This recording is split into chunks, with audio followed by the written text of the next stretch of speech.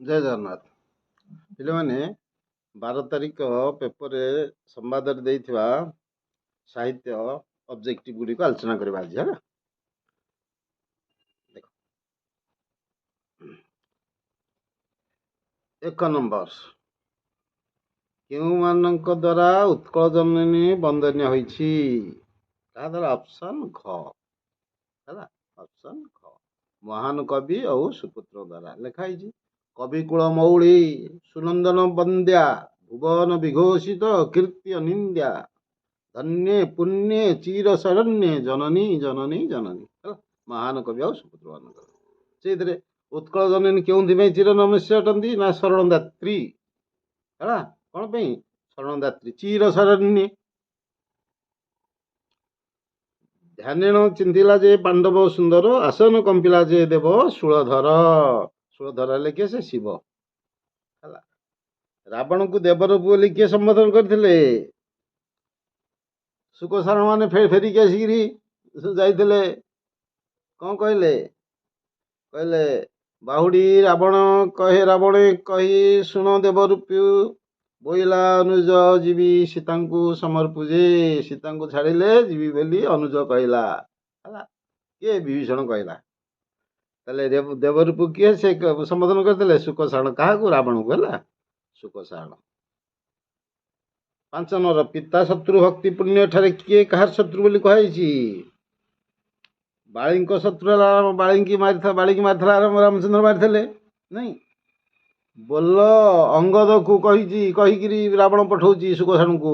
ଅଙ୍ଗଦକୁ କହିବ ବୋଲ ଅଙ୍ଗଦକୁ ପିତା ଶତ୍ରୁ ଭକ୍ତି ପୁଣ୍ୟ। ପିତା ଶତ୍ରୁ ଥାରେ ଭକ୍ତି କରୁଛ, ଇଏ କୋଉ ପୁଣ୍ୟ କଥା ହେଲା। ବାଦ ରଚାଇ ପିତୃବ୍ୟ ବାହୁଡ଼ାଅ ସୈନ୍ୟ।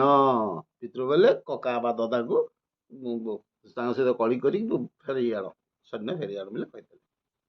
ତାହେଲେ ବାଳୀଙ୍କ ଶତ୍ରୁ ରାମ। ଗୀତ ତାନୁ କବି କାହା ସହିତ ତୁଳନା କରିଛନ୍ତି? ଉଲ୍ଲାସରାତ୍ମା ସହିତ। ଚିଲିକାରେ ସାନ୍ଧ୍ୟ ଦୃଶ୍ୟ କୈବର ଦତ୍ତାତ୍ରାୟ ହେଲା। ଉଲ୍ଲାସରାତ୍ମା ପ୍ରାୟ ଗୀତ ଦାନ ହ୍ରଦ ନୀଳବକ୍ଷେ କରେ ଅଧିଷ୍ଠାନ। 7 ନମ୍ବର ଉଚ୍ଚ ଓଙ୍କାର ଧ୍ୱନି କବିତାରେ କାହା ତୁଳନା କରାଯାଇଛି? ସରସ୍ୱତୀଙ୍କ ବୀଣା ଝଙ୍କାର ନାଇଁ। ମୁନିମୁଖ ବେଦସ୍ୱନ ପୂର୍ଣ୍ଣ କଲା ଶ୍ୟାମବର୍ଣ୍ଣ ଉଠିଲା ଭେଦି ଗଗନ ଉଚ୍ଚ ଓଙ୍କାର ବୈକୁଣ୍ଠେ ଦେଇ ତୃପତି ଅନନ୍ତ ଶ୍ରୁତି କି ଗତି ବିହିଲା କି ସରସ୍ୱତୀ ବୀଣା ଝଙ୍କାର ବେଳୁ ବେଳୁ ବର୍ଣ୍ଣ ଉଜ୍ଜ୍ୱଳ ମନ୍ତ୍ର ବଳେ ଜନେ ବଢ଼ି ଆସିଲା ବଳ। ସରସ୍ୱତୀ ବୀଣା ଝଙ୍କାର। ତାପରେ 8 ନମ୍ବର ନବୀନ ଯୁଗର ତରୁଣମାନ ହାତରେ ପ୍ରଦୀପ ଦେଇ କେଉଁମାନେ ଶଙ୍କିତ ହୋଇ ଉଠିବେ? ସୂର୍ଯ୍ୟ ଚନ୍ଦ୍ର ତାରା ଏମାନେ ଶଙ୍କିତ ହୋଇ ଉଠିବେ। ମନେ ହେଲା? କ୍ଲିୟର? ମରୁ ପଥେ ପଥେ ନିର୍ଝର ସୃଜି ଯାତ୍ରା କର ହେ କର ସ୍ପନ୍ଦନ ବହି ଅନ୍ତର କୋଟି ପ୍ରଦୀପ ଉଚ୍ଚେ ଧର ଶଙ୍କିତ ହେଉ କମ୍ପିତ ପ୍ରାଣେ ଚନ୍ଦ୍ର ତପନ ତାରା। ଚନ୍ଦ୍ର ତପନ ବୋଲେ ସୂର୍ଯ୍ୟ, ତାରା ଚନ୍ଦ୍ର ତପନ ତାରା, ଚନ୍ଦ୍ର ସୂର୍ଯ୍ୟ ତାରା। 9 ନମ୍ବର ନିଜ ହୃଦୟକୁ ମଜବୁତ କରିବା ଲାଗି କବି ମାଟିମାକୁ କ'ଣ କହିଛନ୍ତି? କ'ଣ ମାଗିଛନ୍ତି? ଧୈର୍ଯ୍ୟ ମାଗିଛନ୍ତି। ଧୈର୍ଯ୍ୟ ମାଗିଛନ୍ତି ହେଲା। ନିଜକୁ ଧୈର୍ଯ୍ୟ ମାଗିଛନ୍ତି। ଅମାପ ଧରଜୁ ବୋଲେ ଧୈର୍ଯ୍ୟରୁ ଦିଏ ଟିକେ ମତେ ନିଦା ହେଉ ମୋର ଛାତି ହେଲା। କାହାକୁ ଚିରି ଜାଗି ଉଠିବା କବି ଭବିଷ୍ୟତ ମାନଙ୍କୁ ଆହ୍ୱାନ ଦେଇଛନ୍ତି? କାହାକୁ? ଅତୀତର ଜୀର୍ଣ୍ଣ ଜୀବନକୁ ହେଲା। ଚିରି ଅତୀତର ଜୀର୍ଣ୍ଣ ଜୀବନ ଜାଗ ହେ ଭବିଷ୍ୟତ ଜାଗବନ୍ଧନରେ ଅଛି। ଚୂର୍ଣ୍ଣ କର ହେ ଚନ୍ଦନ ତବ ପୀଡ଼ନର ପର୍ବତ। ତାପରେ 11 ନମ୍ବର ଲକ୍ଷ୍ମୀକାନ୍ତ ମହାପାତ୍ର ଗଢ଼ିଥିବା କେଉଁ ଅନୁଷ୍ଠାନ ପ୍ରଥମେ ଅପେରା ଓ ପରେ ଥିଏଟର ପରିଣତ ହେଲା? ଗୋପୀନାଥ ସଙ୍ଗୀତ ସମାଜ। କେତେ ବର୍ଷ ଅନୁଷ୍ଠାନ ଥିଲା? 5 ବର୍ଷ। କାନ୍ତବାବୁଙ୍କ ରଚିତ କେଉଁ ଗଳ୍ପରେ ପ୍ରେମ ଓ କରୁଣ ଭାବର ପାଠ ନିକଟ ଅଭୁଲା କାହାଣୀ ହେଇଛି? ବୁଢ଼ା ଶଙ୍ଖାରୀ ହେଲା। ତାପରେ କ'ଣ ହେଲେ ଜନ୍ମ ସହିତ ସମ୍ବନ୍ଧ ବେଶୀ ଘନିଷ୍ଠ ହୋଇଥାଏ?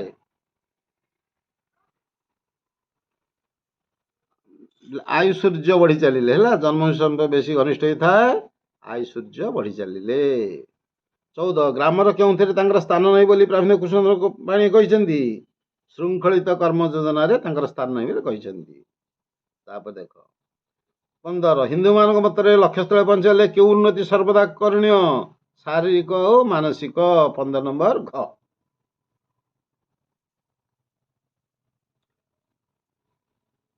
ଓଡ଼ିଶା ବାହାରେ ଲୋକ ଓଡ଼ିଶା ବିଷୟରେ ପଚାରନ୍ତି, ସେ ଓଡ଼ିଶା କଣ? ବିହାର ଓଡ଼ିଶା। କଣ କହନ୍ତି? କଣ ବିହାର ଓଡ଼ିଶା ହେଲା। ତାପରେ 17 ଭୋକିଲା ପେଟରେ ଧର୍ମ ଅନାବଶ୍ୟକ କଥା ନରେନ୍ଦ୍ର କିଏ କହିଥିଲେ? ରାମକୃଷ୍ଣ ପରମହଂସ କହିଥିଲେ। 17 ଅପସନ୍ ଗ ହେଲା, ରାମକୃଷ୍ଣ ପରମହଂସ କହିଥିଲେ। ରାଜପୁତନାରେ 18 ନମ୍ବର, ରାଜପୁତନାରେ ବିବେକାନନ୍ଦ କାହାର ଆତିଥ୍ୟ ଗ୍ରହଣ କରିଥିଲେ? କ୍ଷେତ୍ରୀ ମହାରାଜାଙ୍କର। ଅପସନ୍ ଗ। 19 କେଉଁ ମସିହାରେ ସମାଜ ଖବର ପ୍ରକାଶିତ ହେଇଥିଲା? 1919 ମସିହାରେ ସମାଜ ଖବର ପ୍ରକାଶିତ ହେଇଥିଲା। 20 ନମ୍ବର ବାମଣ୍ଡା ରାଜସଭା ଫକୀରମୋହନଙ୍କୁ କେଉଁ ଉପାଧିରେ ଭୂଷିତ କରିଥିଲା? ସରସ୍ୱତୀ ଉପାଧିରେ। 21 ନମ୍ବର କାଠୁରିଆ ଘୋଡେଇ ହେଇଥିବା ନାଲି ଧାଟ ଶାଢୀକୁ ସେ କେଉଁ ଗଛ ଡାଳରେ ଲଟକେଇ ଦେଇଥିଲା? ବେଗୁନିଆ ଗଛ ଡାଳରେ। 22 ନମ୍ବର କାଠୁରିଆର ଲୁହା କୁରାଢି ଓଜନ କେତେ ଥିଲା? 2 କେଜି। 23 ନମ୍ବର ଏ ଯୁଦ୍ଧରେ କେହି ଜଣେ ସେନାପତି ହୁଅନ୍ତି? ଆପଣମାନେ ପ୍ରତ୍ୟେକ ଜଣେ ଜଣେ ସେନାପତି ବୋଲି ମନେ ରଖିବେ। ବ୍ୟକ୍ତିଟି କାହା ଥିଲା? ରାଜେଶ୍ୱରୀଙ୍କ ଥିଲା। 23 ନମ୍ବର କ ହେଲା। 24 ନମ୍ବର ଇତିହାସରେ ବାରମ୍ବାର କଣ ପ୍ରମାଣ କରିଦେଇଛି? ରାଜନୀତିରେ ବ୍ରହ୍ମାସ୍ତ୍ର ହେଉଛି ଷଡ଼ଯନ୍ତ୍ର। ଅପସନ୍ ଖ। 25 କି ଅଛି ଏ ଗଛରେ? ନା ଟିକିଏ ଛାଇ ନା ତାର କାଠ କିଛି କାମରେ ଆସୁଛି। ଏ କଥାକୁ ନଟବାରୁ କୋଉ ଗଛକୁ ଲକ୍ଷ୍ୟ କରି କହିଛନ୍ତି? ନଟବାରୁ ଅଶ୍ୱତ୍ଥ ଗଛକୁ ଲକ୍ଷ୍ୟ କରି କହିଛନ୍ତି ହେଲା। 26 ନମ୍ବର ସମୟର ଖରା କାହାକୁ ଶୋଷିପାରେ ନାହିଁ? ରସର ସମୁଦ୍ରକୁ ଶୋଷିପାରେ ନାହିଁ। 27 ଫଲ୍ଗୁ ନାଟ୍ୟକାର କିଏ ସେ? ମନୋରଞ୍ଜନ ଦାସ। 28 ନମ୍ବର ହେଲା ସେଇ ଅଦୃଶ୍ୟ ପ୍ରେରଣାରେ ସାହିତ୍ୟ ଜୀବନ ମୋର ସାର୍ଥକ ହୋଇଛି। ଉକ୍ତିଟି କାହାର? ସୁବ୍ରତ ବାବୁଙ୍କର। ଅପସନ୍ ଗ। 29 କାରିଗର ଘରର ପିଲା ଧର୍ମା ବେଳେ ବେଳେ ଘରେ ଥାଇ କଣ ଦେଖେ ବୋଲି କହିଥିଲା? ପୋଥିପତ୍ର ଦେଖେ ବୋଲି କହିଥିଲା ହେଲା। ପୋଥିପତ୍ର ଦେଖେ ବୋଲି କହେ। 29 ଖ। 30 ଚକାଡୋଳା ତୁମର ଇଚ୍ଛା ପୂର୍ଣ୍ଣ ହୁଏ ଏ କଥା କିଏ କହିଥିଲା? ଆଗନ୍ତୁକ କହିଥିଲା। ଆଗନ୍ତୁକ। ଅପସନ୍ ଗ। 31 ବାକ୍ୟରେ ଥିବା ପଦ ଅନ୍ୟ ପଦ ଗୁଡ଼ିକର ଅର୍ଥବୋଧତା ପାଇଁ ଅପେକ୍ଷା କଲେ ତାକୁ କଣ କୁହାଯାଏ? ତାକୁ ଆକାଂକ୍ଷା କୁହାଯାଏ। 31 ହେଲା ଗ ହେଲା। 31 ହେଲା ଗ।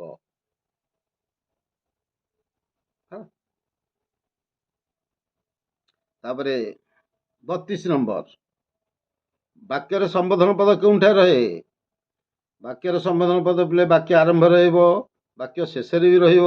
ତାହେଲେ ଦେଖିବା ସେପଟେ ଅପସନ୍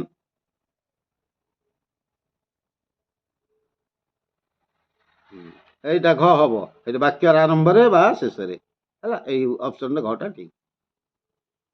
ତାପରେ 33 ଜାଣିବାକୁ ଇଚ୍ଛା କରୁଥିବା ଛାତ୍ର ବିଦ୍ୟା ଲାଭ କରିଥାଏ। ଅର୍ଥାତ ଜାଣିବାକୁ ଇଚ୍ଛା କରୁଥିବା ଛାତ୍ର ହେଲା ଜିଜ୍ଞାସୁ। ଜାଣିବାକୁ ଇଚ୍ଛା କରୁଥିବା ବ୍ୟକ୍ତି ହେଲା ଜିଜ୍ଞାସୁ। ଜାଣିବାକୁ ଇଚ୍ଛା ହେଲା ଜିଜ୍ଞାସା। ତାହେଲେ ଜିଜ୍ଞାସୁ ଗ। 34 ନମ୍ବର ବାକ୍ୟରେ ପଦନୀ ଅବ୍ୟୟ ପଦ କେଉଁଠାରେ ବସେ? କେଉଁଠାରେ ବସେ? ସମ୍ବୋଧିତ ପଦ ପରେ ବସେ। ବିପଦ ବେଳେ ଯେ ସାହାଯ୍ୟ କରେ ସେହି ପ୍ରକୃତ ରେଖାଇନ୍ଦ ଅଂଶ କି ପ୍ରକାର ବାକ୍ୟ ଅଟେ? ଅପ୍ରଧାନ ବାକ୍ୟ ସେଇଟା ଅଟେ। ଅପ୍ରଧାନ ବାକ୍ୟ ଏଇଗୁଟା। ବିପଦ ବେଳେ ଯେ ସାହାଯ୍ୟ କରେ ହେଲା ଅପ୍ରଧାନ ବାକ୍ୟ। 36 ବାକ୍ୟର ସମନ୍ୱିତ ରୂପ କି ପ୍ରକାର ବାକ୍ୟ କୁହାଯାଏ? ମିଶ୍ର ବାକ୍ୟ।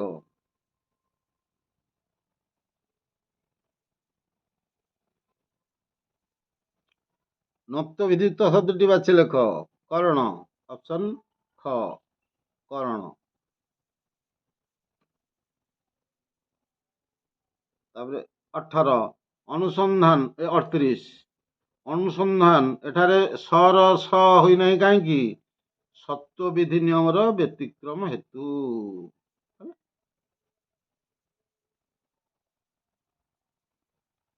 ଷାଣ୍ମାସିକ ଏଇ ଶବ୍ଦଟି କେଉଁ ପ୍ରକାର ଶବ୍ଦ ଅଟେ? ଏଇଟା ହଉଛି ସନ୍ଧିଗତ।